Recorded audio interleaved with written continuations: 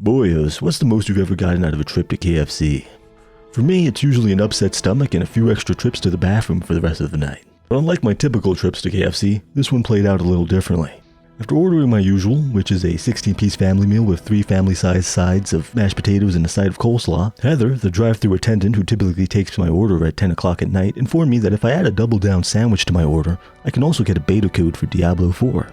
Initially, I was going to refuse, but I realized that by coming to KFC and ordering a family-sized meal just for myself, I was already signing up for a hellish night, so why not take it one step further? So that's how I ended up playing Diablo 4 last weekend. Going into it, my expectations were low, as I've seen the type of content Blizzard has been putting out in the last few years, and it hasn't been pretty. Personally, the last time I enjoyed Blizzard's content was probably 2 years ago, and there was a lightly scented candle and several tabs open.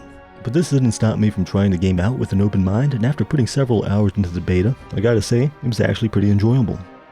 The gameplay was fun and challenging at certain points, the graphics were impressive, and most importantly, I was getting that sweet dopamine hit when loot dropped.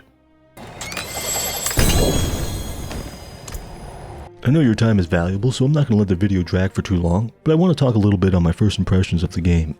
Right off the gate, I immediately noticed the game looks fantastic, and Blizzard actually remembered this time around what makes Diablo actually Diablo. The environment is dripping with the dreary and macabre atmosphere, and the game frequently reminds you that something in the world isn't right.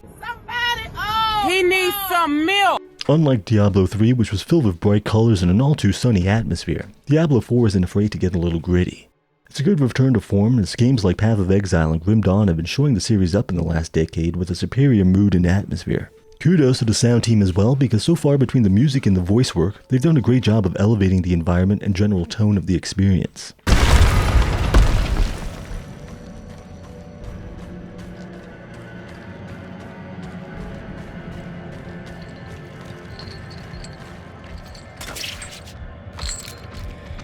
Why are you helping me? Oh, it's very simple.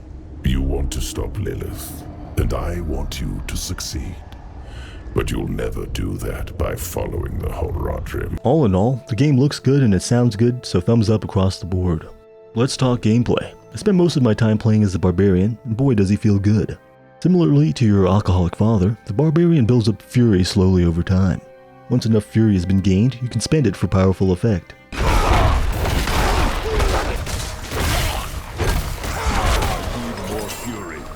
Feels damn good. The gameplay itself is pretty slow paced, and I hope it stays that way, as I've gotten a little tired of how fast paced and zoomy endgame ARPGs have become.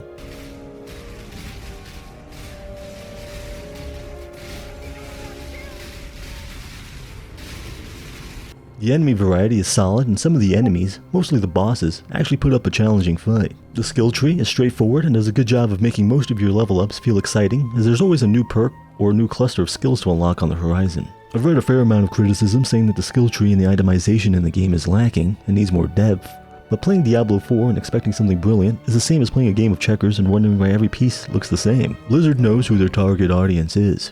It's the guy who bumped the game because all his other friends bought it. He's not going to spend much time using his brain while playing, but what he might spend is a few extra bucks on a battle pass for that sweet horse armor. Ultimately, if you want a more sophisticated take on an ARPG, your options are pretty limited, and the release of Diablo 4 isn't going to change the status quo. In conclusion, enjoying Diablo 4 is a lot like enjoying a double-down sandwich from KFC. It's simple, tastes good, a little gross to look at, and I'll probably regret spending money on it, but in the here and now, I'm enjoying myself, and that's all that matters. If you want something more advanced, unfortunately, there's really only one fine dining restaurant in town, and let me tell you, the owner is a bit of a sadist.